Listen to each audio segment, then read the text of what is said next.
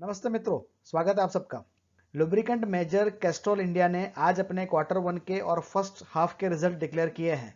कैसे रहे उनके रिजल्ट, आइए देखते हैं। मित्रों, जैसा कि आप यहाँ पे देख पा रहे हैं, कुल मिला के 6 कॉलम है यहाँ पे। जो पहले 2 कॉलम है ये हाफ ईयर के फिगर है। ये इस साल के हाफ ईयर के फिगर है, जैन से लेके जून तक का 20 का, और ये जैन से जून तक का फिगर है 2019 का। बाकी के जो 3 कॉलम है इसमें ये वाला इस क्वार्टर के फिगर है, अप्रैल 20 से लेके जून 20। ये है पिछले साल का फिगर, अप्रैल 19 से लेके जून 19।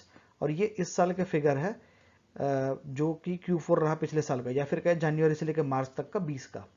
और जो लास्ट वाला कॉलम देख रहे हो ये पिछले साल भर के 2019 के फिगर है। इससे हम कंपेयर करने की कोशिश करेंगे कि उनके फिगर जो है, परफॉर्मेंस जो है वो कैसी रही। जैसे कि हम यहाँ पे देख पा रहे हैं, सबसे पहले शुरुआत करेंगे इनके टोटल इनकम से। तो क्वार्टर ऑन क्वार्टर बेसिस पे, जैसा कि उम्मीद थी, कोरोना की इम्पैक्ट ये बिजनेस पे भी काफ़ी हुई है। इनकी जो टोटल इनकम है वो सिर्फ 505 करोड़ की रही है, जो पिछले साल वाले क्वार्टर में 1055 करोड़ थी। और इस साल में जो उससे अगला वाला क्वार्टर था उसमें 707 करोड़ थी। तो पिछले क्वार्टर से भी कंपैरिजन अगर करेंगे तो 200 करोड़ की उनकी इनकम में ही सीधा उनको फर्क पड़ गया है, जो कि एक अच्छा खासा नुकसान हुआ है उनको। अगर एक्सपेंस फंड पे बात करें तो 417 करोड़ का उनका एक्सपेंस हुआ है, जो पिछले क्वार्टर में 538 करोड़ था उनका। तो यहाँ पे गिरावट आई है, लेकिन ये उतनी गिरावट नहीं है जितनी इनकम में आई है। तो उसका ईपीएस पे और प्रॉफिटेबिलिटी पे सीधा इम्पैक्ट उनको हुआ है।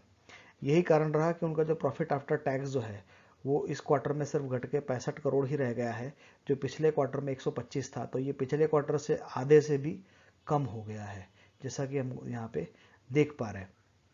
और अगर लास्ट ईयर के क्वार्टर से कम करें तो ये 1/3 हो गया है। तो ये बुरा काफ़ी फिगर आया है कंपनी के लिए। और यही कारण रहा कि जो उसका अर्निंग पर शेयर है, जैसा कि आप नीचे लास्ट में देख पा रहे हैं, वो घट के सिर्फ 0.66 ही रह गया है, जो पिछले क्वार्टर में 127 था और पिछले साल वाले क्वार्टर में 1.85 था।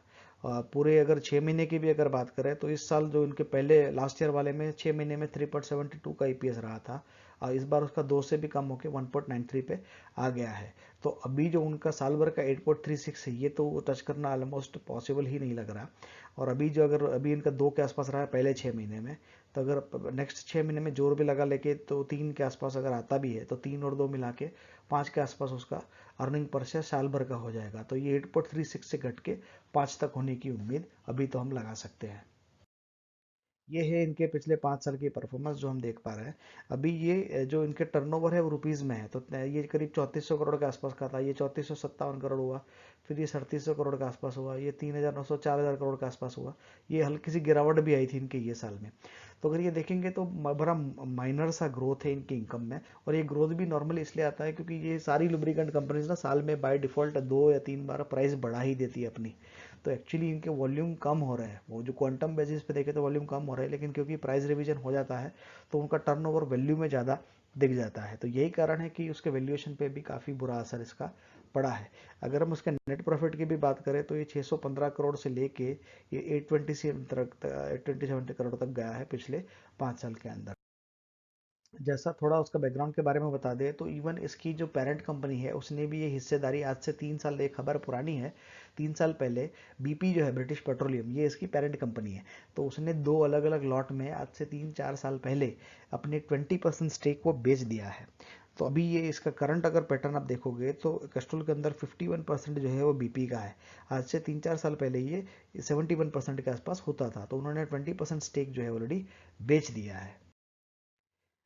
अभी बिजनेस तो उनका जैसा हमने बताया कि थोड़ी हालत थोड़ी कम ही खराब ही है, वॉल्यूम तो कम हो रहा है। तो कुछ और एडिशनल एक सपोर्ट अभी उनको फिलहाल मिला है। अच्छी न्यूज़ अभी ये आई है कि जो जियो और बीपी के पेट्रोल पंप होंगे तो वहाँ पे लुब्रिकेंट जो है वो कैस्ट्रॉल के बिकेंगे, तो ये एक एडिशनल चैनल जनरेट होगी इनको अपना लुब्रिकेंट की रेंज ऑफ प्रोडक्ट्स बेचने के लिए। लुब्रिकेंट इंडस्ट्री के अपने कुछ चैलेंजेस है जिसके चलते भी ये प्रॉब्लम ऐसा लग रहा है कि जल्दी से जाने वाले नहीं है। सबसे पहले तो ये कि ऑयल सम साइज कम होता जा रहा है। तो जैसे अगर पहले किसी कार के अंदर 3 लीटर ऑयल लगता था, तो अब सेम कार के अंदर भी ऑयल का कंजम्पशन ये भी वो 2.7 या 2.6 लीटर ऑयल ही लगता है। तो अपना वहाँ पे जो है सम साइज है ऑयल का जो वो भी कम हो गया है। तो ऑयल का कंजम्पशन कम होगा। दूसरा जो इंक्रीजिंग ड्रेन इंटरवल है, तो जो ऑयल चेंज करने का एक टाइम होता है उसको ड्रेन इंटरवल कहते हैं। तो नॉर्मली पहले बाइक के अंदर मान के चलिए 3 या 4 हज़ार किलोमीटर पे बदलते थे, तो आज की डेट में अभी जो लेटेस्ट ऑयल आ गया है हाई क्वालिटी के with best of the additives, तो उसके चलते उसका ड्रेन इंटरवल 8 से 10 हज़ार किलोमीटर तक आपको बदलने की ज़रूरत नहीं है। तो उसके चलते भी उसका वॉल्यूम जो है वो कम हो रहा है। ऑफकोर्स कंपनी के पर लीटर मार्जिन इंप्रूव हो रहे हैं, लेकिन एज सच उनके जो वॉल्यूम है वो कम हो रहा है। तीसरा पॉइंट है कि न्यू व्हीकल सेल्स, जैसा आपको पता ही है कि नई गाड़ियों का सेल ही अगर नहीं होगा तो फिर लुब्रिकेंट का सेल भी कम हो जाएगा। तो ये एक प्रॉब्लम तो है, और ये आने वाले टाइम में और रहेगा। कोरोना के अभी जो इम्पैक्ट है, तो उसकी डायरेक्ट अभी उसका इम्पैक्ट लुब्रिकेंट पे भी आने वाले टाइम में देखने को मिल सकता है। प्राइवेट प्लेयर से भी कंपटीशन बढ़ गया। ऑयल बनाना बहुत एक्चुअली बहुत सिंपल सा टास्क है। वो बेस ऑयल लेते हैं और एडिटिव्स है उसको मिला के ऑयल बन जाता है। तो इसके अंदर कोई हाईटेक की एक्चुअली ज़रूरी नहीं है, कोई भी एक स्मॉल स्केल इंडस्ट्री में भी इसको आसानी से बनाया जा सकता है। तो लोकल लेवल पे इसमें कंपटीशन बहुत है, लोकल प्लेयर्स बहुत है जो काफ़ी हद तक सस्ता इनके जो रेट आ रहा है उससे आधे से भी कम रेट में बना के वो बेच रहे हैं। तो ये प्राइवेट प्लेयर की कंपटीशन ज़्यादा है। पांचवा पॉइंट है कि अग्रेसिव पीएसयूज है। जो बाकी अग्रेसिव कंपनी जो पीएसयू कंपनीज हैं, जैसे इंडियन ऑयल के सर्वो है, बीपीसीएल का मैक है, एचपीसीएल के भी लुब्रिकेंट्स की पूरी रेंज है, तो वो पहले क्या होता था कि फ्यूल स्टेशन पे बेचते थे, रिटेल मार्केट में ज़्यादा फोकस नहीं था। लेकिन अब क्या है कि अब फ्यूल के अंदर भी उनको कंपटीशन आ गया है, प्राइवेट प्लेयर्स अब फ्यूल भी बेचने लगे, तो उनको रेवेन्यू के लिए बाकी चीज़ों पे भी फोकस करने लगे जिन पे वो पहले फोकस नहीं करते थे। तो अब लुब्रिकेंट के उनका फोकस बढ़ा है, तो लुब्रिकेंट वो भी काफ़ी लुब्रिकेंट सेलिंग में अग्रेसिवली आए हैं, और उनकी प्राइस तो कैस्ट्रॉल और बाकी जो प्राइवेट प्लेयर से काफ़ी कम पहले से ही रही है। तो अब उनके आने की वजह से भी इनका सेल पे थोड़ा मार पड़ा है। और सबसे बड़ा थ्रेट तो उनको इलेक्ट्रिक व्हीकल से ही है, क्योंकि इलेक्ट्रिक व्हीकल्स आते हैं, इलेक्ट्रिक व्हीकल्स में इंजन नहीं होता, वो मोटर रहता है, मोटर से वो चलता है, और वहाँ पे जहाँ इंजन नहीं है वहाँ इंजन ऑयल की भी ज़रूरत नहीं है। तो जैसे ही अगर इलेक्ट्रिक व्हीकल्स जैसे जैसे आएंगे, इनका सेल जो है वो कम होता ही जाएगा। तो ये एक दैट वे, जैसे जैसे इलेक्ट्रिक व्हीकल बढ़ेंगे तो उनको दैट वे वॉल्यूम लाने में आने वाले टाइम में दिक्कत आ सकती है। ये है उनका प्राइस चार्ट जो हम दिखाने की कोशिश कर रहा है शुरुआत से लेके अभी तक। तो 2007 के अंदर ये 32 के आसपास का हुआ करता था, तो अभी जो है वो ठीक ठाक ही है। मतलब पिछले 13 साल के अंदर इसको करीब करीब जो है वो 3 4 4 1 गुना के आसपास रिटर्न मिले हैं, तो उतने खास नहीं है। इनफैक्ट एक टाइम आ गया था जब अच्छे खासे रिटर्न हो गए थे यहाँ पे, लेकिन 2015 से अगर हम देखें, जैसे आप यहाँ पे देख पा रहे हो, ये कंटिन्यूसली गिरता ही जा रहा है। तो ये एक दिक्कत बनी है। हमने 5 साल के चार्ट को और एलिब्रेट किया। ये देखिए 250 के लेवल पे था, यहाँ पे ये 250 के लेवल पे था, 250 से कम होते होते अभी ये 111 के लेवल पे आ गया है 5 साल में, और ये गिरावट कंटिन्यूस आई है। और जैसा भी हम इसके वैल्यूएशंस देखेंगे, हो सकता है कि ये गिरावट आने वाले टाइम में भी बनी रहे। ऐसा हमको क्यों लगता है मैं बताता हूँ आपको। जैसा कि यहाँ पे देख पा रहे हैं, इंडस्ट्री का जो है ये 14-15 के आसपास की पीई पे ये इंडस्ट्री काम करती है, तो 15 से ज़्यादा का वैल्यूएशन किसी को नहीं दे रहा। ये मार्केट का भले ही लीडर है, तो भी उसका वैल्यूएशन भी उसके आसपास ही है। अब जैसा हमने बताया, इसका ईपीएस भी 7.76 का नॉर्मली रहता है, तो ये वैल्यूएशन देते हैं। लेकिन अभी इसका ईपीएस ही जैसा हमने बताया कि 5 के ऊपर जाने वाला नहीं है। इस साल ऐसा लग रहा है कि 5 के आसपास ये रहेगा।